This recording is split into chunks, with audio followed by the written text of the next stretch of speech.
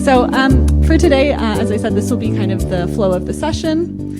And then I would like to acknowledge that we are standing on traditional, ancestral, unceded territory of the Musqueam people because we are at the Vancouver Point Grey campus. Though if you're joining or watching this from virtual, I want to acknowledge the traditional owners of that land as well. When you do the JD+MBA, there are options and certainly also mandatory requirements to engage with learning about Indigenous peoples and reconciliation.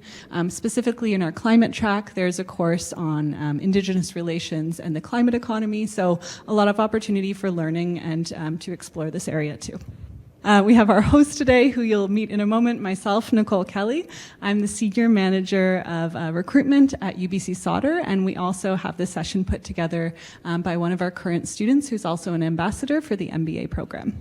So moving into a little bit about the JD+MBA degree, as you can see on the slides, it is a combined program. So it starts off by doing the first year with the JD program, leading into year 2, where it becomes a bit more blended, but mostly focused on the MBA program, and then finally transitioning into year 3 and 4, where it's a much more blended model where you're taking JD courses as well as finishing off the capstone with the MBA and moving towards your graduation, but kind of interspersing things throughout. And we'll have our speakers talk about their experience with this as well. I won't get into the full details. I'd be happy to take any questions that there are. But here's kind of a more detailed visual of the program experience. As you can see, the program starts in September and moves through the 4 consecutive years. I'll highlight a few things in terms of the MBA structure of the part of the program. So as I mentioned, that's primarily in year 2. So it starts with the opening week at the end of August and then moves into kind of the foundational courses that happen in that first part of year 2, taking a lot of kind of work towards cases and really trying to understand and integrate those business concepts. And then in the second part of year 2, moving into, we have our global immersion experience, which I'll speak about in a moment, as well as track and thematic courses, as well as electives. And then into the summertime, where it's very experiential, a lot of our students choose to do a paid internship, which they can choose from, or if they'd like to do an entrepreneurial project or an industry research project. So that's kind of the next phase. And then it moves more, as you can see, into a bit more integrated with the JD curriculum, as well as the MBA courses that the individual is finishing. So as mentioned, doing the MBA portion of the JD+MBA involves doing a career track. So there are 6 or 5 listed here, but technically there are 6 career tracks in total because there is also a custom track. You can see kind of on the slide the different opportunities to explore, and you generally are taking a handful of courses in these areas to really deepen your knowledge in a certain aspect. We do have a number of students who choose, as I said, the custom track as well, which involves being able to kind of mix and match opportunities if you have diverse interests or are not quite sure where you want to focus. As I mentioned, the program, especially on the MBA side, which I'm mostly focusing on today in my presentation, is very experiential. So there's a lot of kind of business cases, business strategy and integration and kind of consulting type of projects, as well as the internship or entrepreneurial project that I mentioned during the summer. And the experience of the MBA side finishes with a capstone as well. A little bit more on, as I mentioned, the GIE, or the Global Immersion Experience. So this is a core requirement of the MBA part of the dual degree, where our students travel to a city and a country outside of Canada with their classmates as well as a professor. And they, in February of their second year. And so they travel and they kind of spend time working with a local business to present business solutions to them, so working on a consulting project for them. This involves meeting with the company that you're working with and doing prep work ahead of time, as well as some cultural immersion experiences while you're there. Yeah, as you can see on the slide, just recently this past February, we had our students going to either Cape Town, South Africa, Santiago in Chile, or Singapore. So lots of great experiences, and a lot of students talk really fondly about this experience as well, and I'm sure our panelists will hopefully mention some of their experiences for you too. As I mentioned, the summer experiences are a core part of the MBA part of the program as well, so they're indicated up there. And then I also want to kind of just do a shout out to the kind of international aspects that are involved in doing this dual degree, if there's interest as well. So UBC Sauder is actually the only Canadian member of this really prestigious network called the Global Network for Advanced Management. And so that means being part of this network of top business schools around the world provides access to our students to take some courses with these partner schools. So that could look like taking some online courses with a partner school for perhaps we have a partner with National University of Singapore. We also have a partnership with Yale for this. So taking some courses maybe in something that they specialize that we don't particularly offer at UBC Sauder is a really great opportunity. There's also the opportunity to do a week-long course, which is more intensive study and actually traveling to these partner schools or one of them to take some credits as well for your electives. So a nice opportunity to expand kind of your knowledge and breadth of opportunity through coursework that you can take. I'll also mention too, we have a really dedicated staff at our Career Center. So when doing a program like the JD+MBA, you have both the support from Allard for the law side of things, as well as dedicated support from UBC Sauder at our Business Career Center, or we call it BCC. So there's lots of workshops and opportunities to really get to know different employers and build your network as well. And certainly opportunities to engage both optionally as well as some built-in requirements. As you can see here, we have a career development week, which our students participate too in as well, so that they can really get clear on where their career goals are, especially with the JD+MBA. I think there's some unique aspects that I think we can talk about today when we have our panel too, around what people are considering. And then also you may be wondering, when doing the MBA part of the JD+MBA, what kind of the class profile might look like. So here's a bit of a snapshot in terms of some of the key demographics. You can see that folks come from a variety of different academic backgrounds, as well as industry backgrounds. And you'll also notice too that our average years of work experience in the MBA program usually is somewhere around about 6 years. To apply for the JD+MBA and to be eligible to get into kind of the MBA portion, we don't ask for a minimum number of years of work experience, but for our applicants who apply just through that straight pathway, just to do the MBA, they need at least 2 years. So you would be surrounded by folks who have some professional experience post-graduation from their bachelor's, which really is a nice opportunity to learn from their professional experiences. I'll also mention too, with the program, we do have scholarships and awards. These are merit-based scholarships, and they are automatic consideration. And so it's a great opportunity. We know that the JD+MBA is a expensive program to combine both tuition from each program, but a lot of value add in terms of the experience. And through the MBA portion, we look at automatic consideration for some of these awards in terms of their students' entrance into the program. As you can see, if someone wanted to apply to start the MBA portion, so if you're a current JD student in is it L1? Yes, called L1. If you're a current L1 student, you could apply to start the MBA portion in your second year this coming end of August. And so you could apply by May 7th. Otherwise, we do have a new intake cycle. So if you're entering the JD program starting this fall, you could apply probably as early as actually September. We'll open up our applications in August of this year for August 2025 entry, but likely we'll have a deadline somewhere falling around May 2025 as the last date. We always encourage to apply early. There's more scholarship dollars as well as more spaces available, so but happy to chat about that. As you can see, I mentioned before around the work experience requirement. Certainly having a bit of full-time work experience is a competitive edge, but we don't require it for the JD+MBA. And then bachelor's degree with a B+ average, GMAT or GRE or a waiver, which I'll mention in a moment, as well as the references, video essays, English test if applicable, as well as personal interview. For folks that are thinking of applying for a program, if you've already been accepted by Allard and you have those 2 quantitative courses from your bachelor degree, for example, and you had a B+ average, you can let us know to have that score transferred over to us, and you could apply for, in that case, for a waiver not to have to write the GMAT or GRE. There's a few different other scenarios that we would look for in order to assess your waiver eligibility, so either a bachelor degree with an A- average, or you can see the other scenarios below, but also happy to speak speak about that. The waiver granting is not automatic consideration. We do need to assess, especially those quantitative courses, and see whether they would qualify, but it's a chance to kind of request that waiver. And if you don't meet the waiver requirement in the end, you still have time to write the test. We would just let you know rather than refusing your application at that point. Okay, that's all I have for my presentation. If there's any questions in the room, I know we have one of our panelists joining us virtually. Hello, Jonathan, if you can hear me. And I'm going to transition over to asking our other speakers to come up in a moment. But if there's any questions, feel free to let me know.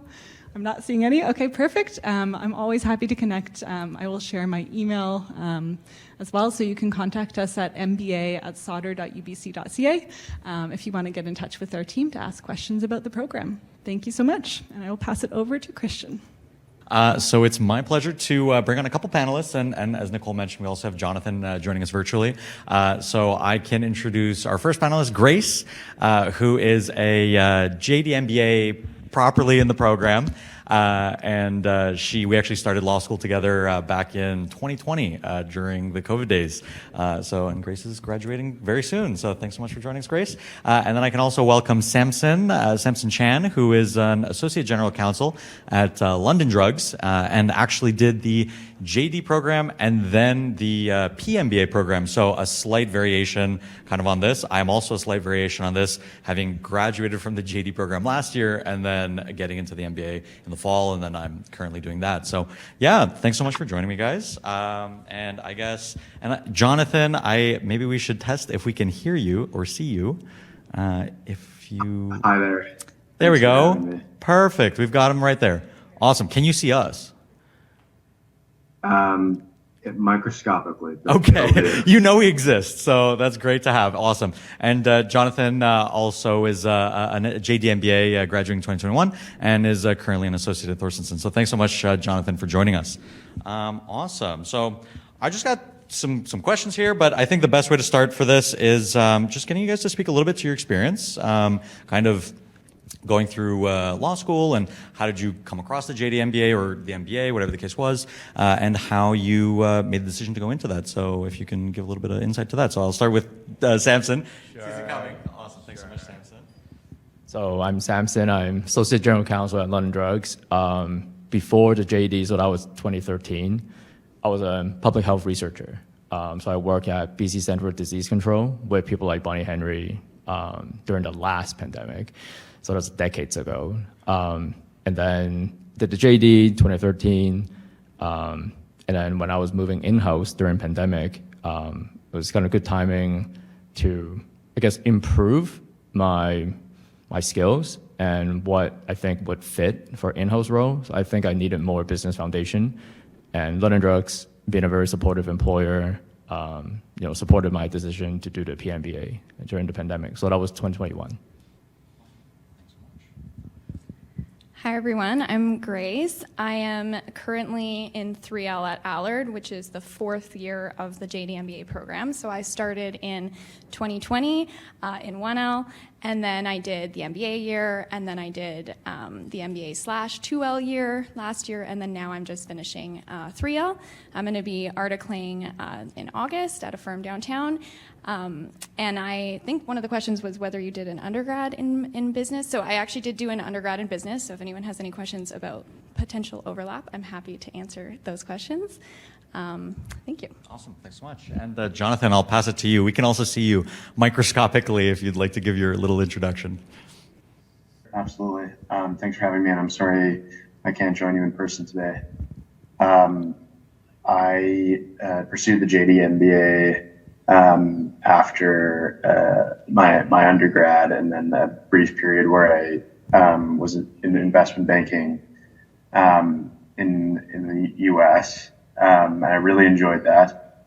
And I was really enjoying law school, and then thought that the JD+MBA combined program would be a really good way to cement some of the more foundational business skills I learned in investment banking. So I ventured off and did the MBA, and really enjoyed it. Awesome. And that kind of leads us into the sort of first question. Jonathan, maybe you can take that on. How was your experience during the program? How did you feel it added to your JD experience? Or was it really, like you say, that additional experience and expertise that you were learning in that MBA program? If you can talk to that a little bit. Certainly. I think the two programs are so different in many ways. I was having a phenomenal time in law school, probably one of my best academic and life experiences. So the MBA would have had to have met a pretty high bar when I went off into the MBA. And for the most part, I was pleasantly surprised that the MBA. I just thought the MBA was an excellent addition to the law school curriculum. I really do think that you get a solid foundational business education if you want from law school. But there are certainly things in law school that you wouldn't be able to learn in an MBA, like they have a great managerial accounting course, which, from a practical standpoint, I'm a junior tax lawyer now, so I spend a lot of time with those things, and I found that to be indispensable and a great addition. And then I also found, working in teams is not something that we're accustomed to in law school, so that really helped. I work in teams a lot now, and that really helped. Foster those skills. But I'll let others maybe chat about what their thoughts are. Thanks so much. Yeah, that's a great answer, and I'm sure that there's going to be some overlap with that. But maybe Grace, I'll move on to you. How did the MBA program kind of add to your JD experience? Yes, I'll definitely echo what Jonathan said in saying they were very different.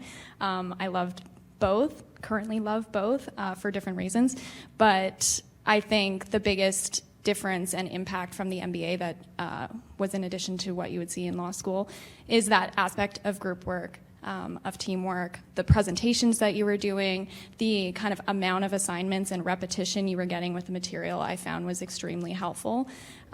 Also difficult at times where you have constant deadlines, which is obviously different than law school where you have 100% finals that you can foresee 4 months out. But I found that kind of time management aspect of it, being able to work with so many different people on so many different projects, I really enjoyed and have made some lifelong friendships through doing those group projects. I'll add something a bit different. I think law school prepares you to identify risk. So it's very good at, you become very good at, as a lawyer, to identify problems, but not solutions. Especially in business world where it's more solution driven. Like it's great, you identify the problems, but it's like what's next. Law school doesn't really prepare you for the what's next, even as a lawyer in a business law setting. So before I was in-house, I was working one of the downtown firms. I was a tech lawyer, do a lot of commercial work, but I don't make business decisions. I identify the risk for the clients. It's for the clients to decide, what they want to do with it. Once I'm in-house, then I realize I have to make business decisions, and that's one of the biggest difference between in-house and private practice. It's you have to make business decisions. You have to take risk.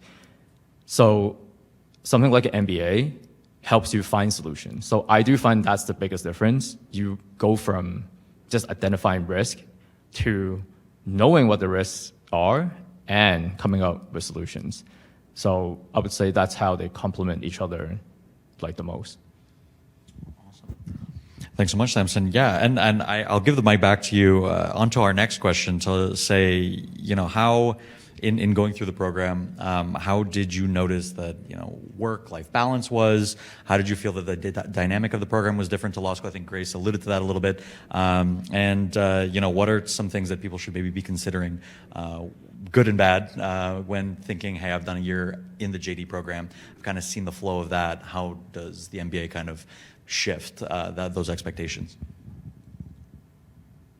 Yeah, I would say lifestyle in JD is like a boot camp. Like you're kind of on silo. Like you focus on your exams and whatnot. I think in MBA, like what Grace mentioned already, it's very team based. So your lifestyle is not just about you. When you're MBA program, you have to think about other people's schedule. And I can only speak not for on behalf of the joint program, but because I did it separately. The professional program is a bit different. I only attend classes every other weekend because everyone has a full-time job. So in some way, because we don't have a lot of face time, everyone has to be pretty committed, to finish projects, to meet up, to actually pay attention in class, because there's only a few classes. Like each course only has 3 classes. So I think that's why your work-life balance, for me, it was doable because it was meant for full-time students. I don't have to worry about balancing between the JD work and the MBA work. I mean, that's something you can probably comment more. How do you juggle between both programs? Sure. I'll give just a little bit of background. I think Nicole mentioned the technical aspects of it, but when you go into the MBA in your kind of first year of MBA, you're fully immersed with the full-time MBA cohort, which is awesome, in my opinion, because you're able to kind of get the full MBA experience while also still doing the dual program.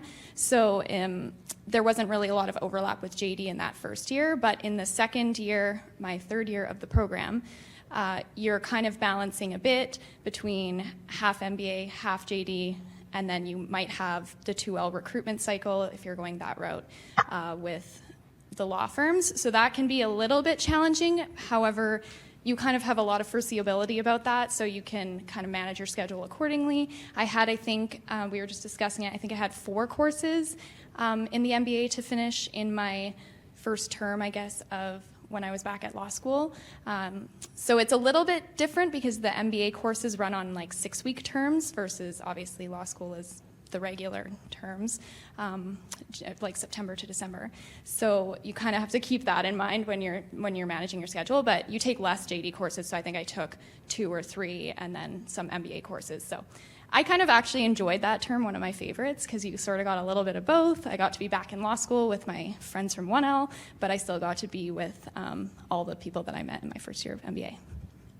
Thanks so much, Grace. And Jonathan, I can pass it to you as well on finding that kind of those differences in work-life balance and the difference in how studies go and things like that. If you, Sure. I think Grace and Samson did a great job of covering that. I think the one maybe addition I would add is, obviously the MBA provides a lot less flexibility with your schedule. So, that was a bit of a nasty shock for me coming from law school, where I basically had if I remember correctly, had arranged my curriculum so that I didn't have to have class on Friday so I could go skiing. That is not, going to be acceptable first year MBA, if I remember correctly. So it was a bit of a nasty surprise for me. In terms of work-life balance, I think looking back on it, I don't recall it ever being a problem. And I remember, it seems like there was a great deal of flexibility in retrospect. And that's just because I think as you embark on other journeys, articling if you choose to do that, and being a lawyer, it does not get any more flexible. So I would say it's just a stepping stone as you sort of go down your professional path, is that things are just not as flexible. But if work-life balance is something that you're worried about, I would say that maybe it's a good opportunity to check and see whether you can make it. I think the MBA program is a good check-in with yourself to see if that's the sort of lifestyle that you would like. Yeah, fantastic. And I think one thing that I might also add, as far as, you guys allude to teamwork and everything like that. And I think one of the things that I've noticed is that you're able to build really good relationships as well in the MBA program. I think in law school, you're able to build really good relationships as well, but the dynamic is a little different in that in law school, you kind of pick your own curriculum. To Jonathan's point, you can choose what days you show up, things like that. And I mean, I will say, Jonathan, we don't have classes on Fridays. anymore. So no class for me tomorrow. So that's maybe a new development after some of your feedback. But it's generally, you're there Monday to Thursday. You're putting in some hours, but you're also with a cohort of people. And I think that element, it's different, and it has its pluses and minuses. But you kind of get this sense of feeling part of that bigger team. I don't want to say the cliche and say that, you feel part of a family, but you feel that group togetherness, I think, in a really special way. And, you get a lot of buy-in from your classmates, that people are really enthusiastic about being on board with that, being a participant in the group. And that's as far as school goes, but then that's also socially as well. So you're able to really build this interesting two-sided network, I think, to Grace's point a little bit, that people in the law world, and then you have this whole new group of people that come from a variety of backgrounds. And you can really tap into those networks, and you can tap into that knowledge as well. And I think as far as kind of expanding your horizons goes, they end up being a really big factor in your overall academic experience. So awesome. And then I think moving on to a little bit more of that career development that Jonathan alluded to, how did adding the MBA experience impact your career development, your career perspectives? Because I know for myself, it really opened up my eyes a little bit to what kind of was going on in the world. I think there's a really big, when you're in the law school, you get the blinders on. You think that going and doing OCIs and articling, and obviously that's a motivation for most of us, but for some people as well, I think having your eyes opened a little bit to the possibilities that are out there can be valuable as well. So Grace, I'll hand this one to you to start. Yes, okay. I was thinking about this question and was like, I can't really comment on how it has necessarily developed my career, seeing as I am graduating in a few weeks, but I can maybe use this as an opportunity to more elaborate on why I decided to do it and what I think it will do for my career, and then Jonathan and Samson can confirm or deny. So I wasn't actually planning to do the program when I started 1L.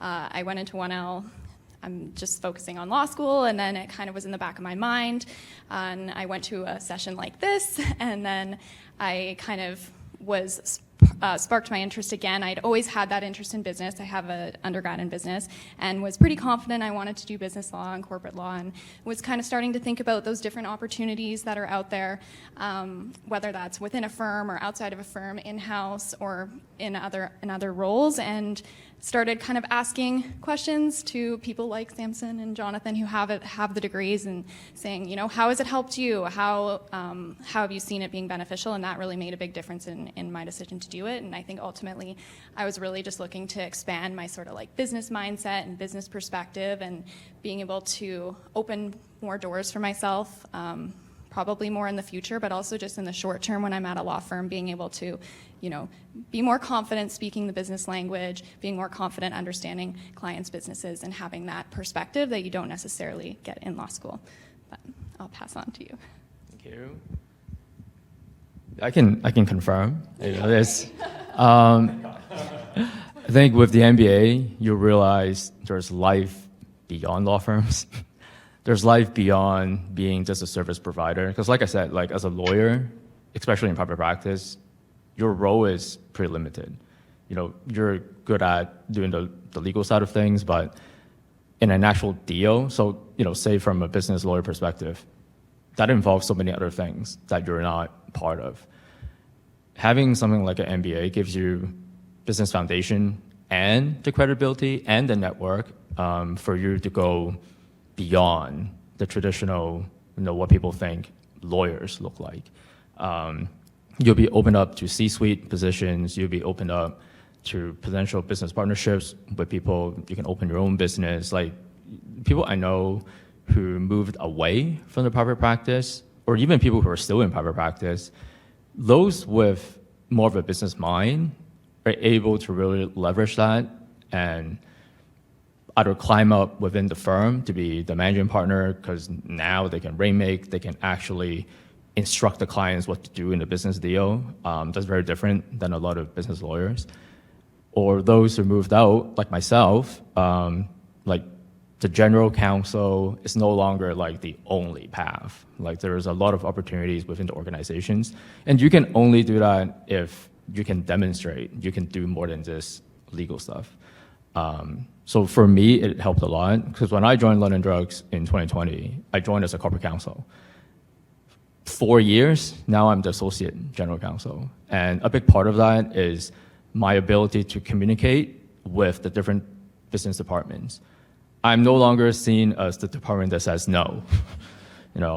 I'm seen as someone to understand marketing needs, what operations need to do, what pharmacy wants to accomplish with their digital implementation. So because I have the business foundation, then I'm seen as more of a business partner within the organization. So that definitely helps my job a lot. And, I think that's a big reason why I moved up. Thanks so much. And Jonathan, I can move on to you as well.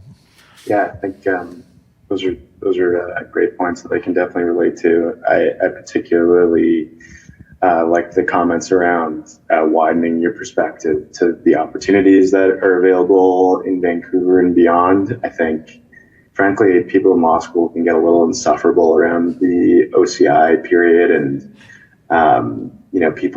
you can get convinced very easily that there's really only one route to achieve success.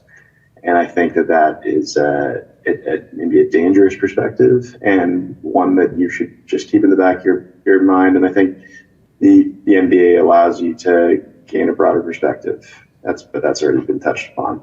And I think I'd be remiss if I didn't at least pitch a career in tax law at this juncture, just because I think, just to that previous point, maybe doing the MBA allowed me to look for other opportunities in law or otherwise that are a bit more bespoke and unique. So I find tax law to be a really great application of the skill set, both from the JD and the MBA perspective. And I really like Samson's point earlier about finding solutions. I'm just sort of climbing the ranks in my career, but I'm often, it is true that boards of companies and shareholders are always looking for the solutions because everybody has to pay tax. And when we're dealing with companies, we're always presenting solutions. And the MBA did give me a really great framework to sort of approach that. And anyone ever wants to speak about tax law or what a career in tax law might look like, please feel free to reach out to me. The MBA is certainly a great addition, and something that would benefit you, but not sure it's strictly necessary for tax law, which can be really technical. But I'd be happy to speak more about that and my thoughts about that to anyone who wants. Awesome. Thanks so much for that, Jonathan. As a man speaking my own language, as someone who's going into the summer looking to work in tax law. So those are some great points. And I think on that point as well, I might add I'm auditing an international tax law course with a partner actually from Thorstenson's. And Ian Gamble. And I actually work, please. He's a fantastic guy, and he's about five doors down from me right now. Say hi to Ian for me. But one thing that I noticed in that class, and I think in that space, as someone who kind of wants to go into it, is having this MBA experience now. I can recognize in a lot more depth what we're discussing, the concepts that we're especially working international. with. Yeah, and I think that it's so valuable to not just come at things, someone says a word. I found in my JD experience, sometimes someone might say a technical word or a technical concept and you kind of just go, okay, I'll take it as a given. But then now having this MBA experience, the actual context behind a lot of the, like you say, more of the client side, the business side of things, that you can then apply the law to. So I think that it adds a lot of color to that as well. Totally. Agreed. Awesome. Great. And I think one last question to kind of wrap things up. Tips, tricks, any advice that you might have for someone that's considering the JD MBA, or maybe a thought to leave people with, whatever you if you have any closing thoughts to share. And I'll go back to you, Jonathan, as well. Certainly.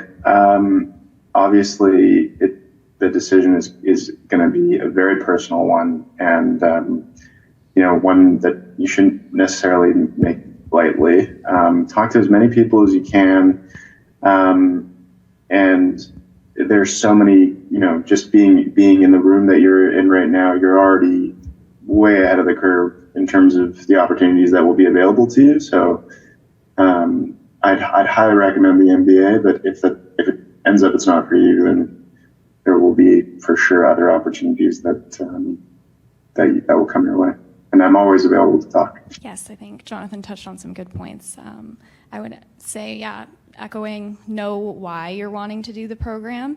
I've talked to a few students who are like, oh, will it help me get a job in OCIs and those sorts of things, which it should not be your driving factor for taking the program. You want to kind of drill down and figure out, like, is this what I'm interested in? Why do I want to do this program? And you kind of do that through talking to people, going to panels. I certainly had a hard time, I think, articulating that initially when I was thinking about doing the program. Like, I know I want to do this, but why do I want to do this?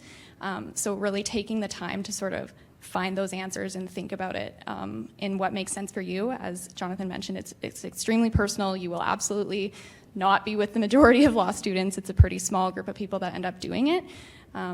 And yes, I'll pass on to Samson. I would say MBA is not a hand-holding program. It's a resource. That's really what it is. Whether it be the stuff you learn in the program, the network you build, the professors that you meet, no one's gonna handhold you. I think sometimes that's a misconception. Kind of to your point, thinking like MBA is gonna lead me to this. Not necessarily. You have to make like what you want to get out of the program.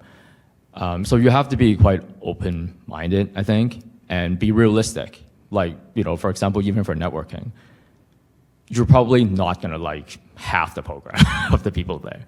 And that's okay. You're not gonna be friends with everyone, but the pool is talented and diverse enough where you're gonna find people that you click with, and these people are gonna know other folks who share the same values, same goals as you. And then if you're proactive, you know exactly why you want to do the program, then you're gonna meet the right people and you're gonna get the right partnerships, the right outcomes out of it.